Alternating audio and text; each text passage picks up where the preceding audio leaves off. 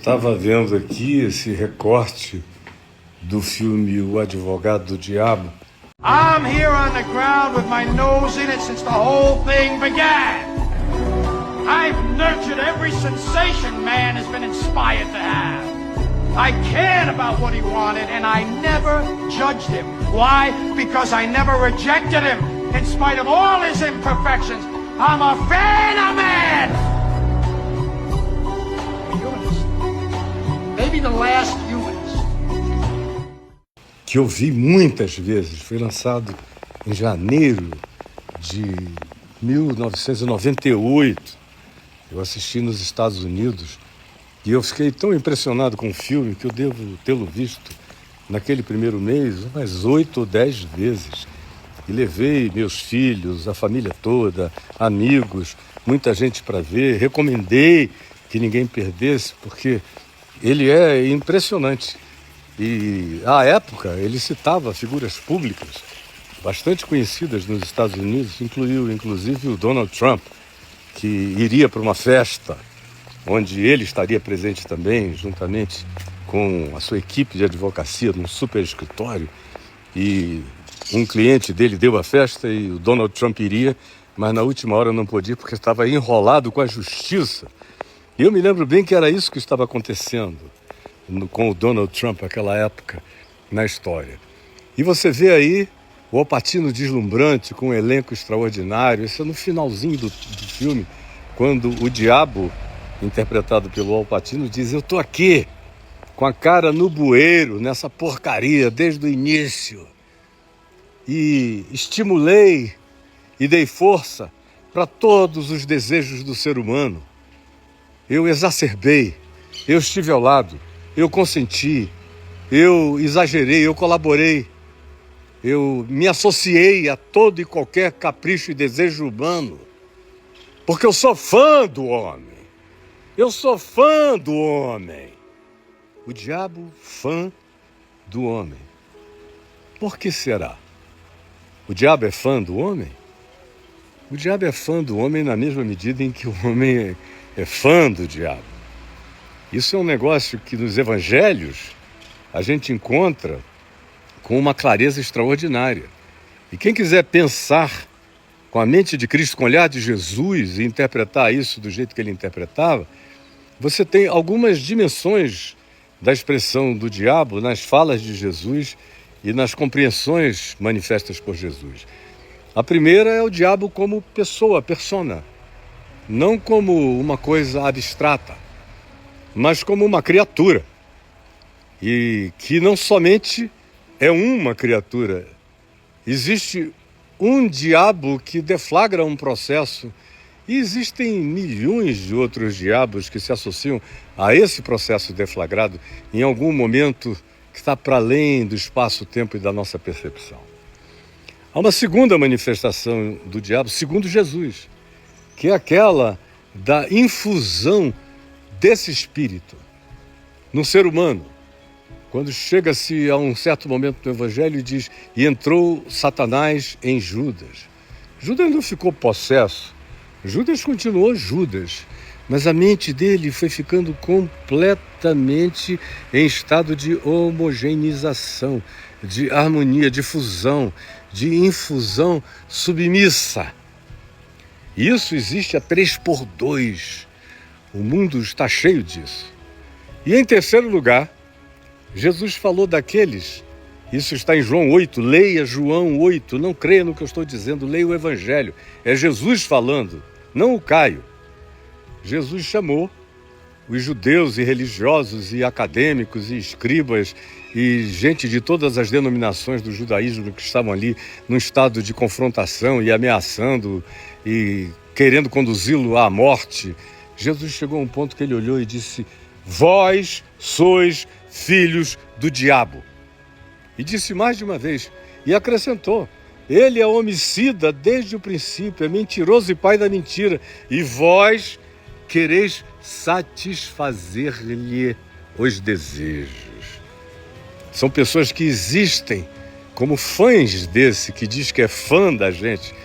Ele é fã da gente para nos deformar, nos destruir, nos aniquilar, nos desfigurar, nos desassemelhar da nossa vocação, nos afastar da imagem e semelhança de Deus, que é toda definida em amor, verdade, justiça, bondade e tudo mais que a isso se relacione e que a gente vê em Jesus. E a gente olha para o mundo e vê o crescimento dos filhos dessa escuridade, dessa treva maligna, presentes. E Jesus nos ajudou a dar o elemento de percepção diagnóstica para a gente fazer essa leitura no horizonte humano. Existe uma pessoa cercada de uma quantidade inominável de outros seres da mesma natureza, semelhança e opção, chamado por Jesus de diabo, sobre quem ele disse aos seus discípulos quando voltaram alegres, dizendo: até os demônios se nos submetem pelo teu nome. Jesus disse: eu vi Satanás caindo do céu como um relâmpago. Mas não se alegrem por isso. Se alegrem por outra razão, porque vocês estão escritos no livro da vida. Existe essa manifestação difusa que vai crescendo na medida em que o amor vai diminuindo. Quanto menos amor, mais diabo na terra, mais políticas de diabo, mais posturas de diabo, mais divisões de diabo, até porque a palavra diabo significa o divisor. Mais divisões, mais polarizações, mais ódios, mais indialogabilidade, mais incapacidade de ouvir, de ver se chega a um ponto de conciliação, de um desejo superior, de alcance de harmonia. Isso tudo cresce. E Jesus disse que por se multiplicar a desigualdade, a iniquidade, a perversidade, as guerras, a morte e a torpeza humana, em nome de poder, de geopolítica, de dinheiro ou de qualquer outra manifestação de controle, mais o amor se esfriaria em nós e mais a iniquidade cresceria e mais diabolizado o mundo se tornaria. E Jesus, portanto, chama aqueles que se dedicam conscientemente, como era na confrontação com ele. Aqueles religiosos lá de João 8 sabiam quem ele era. No início do texto diz que chegaram a afirmar: agora nós cremos em ti. Agora nós cremos em ti. Agora nós somos crentes. Aí Jesus olhou e falou: vocês creem em mim?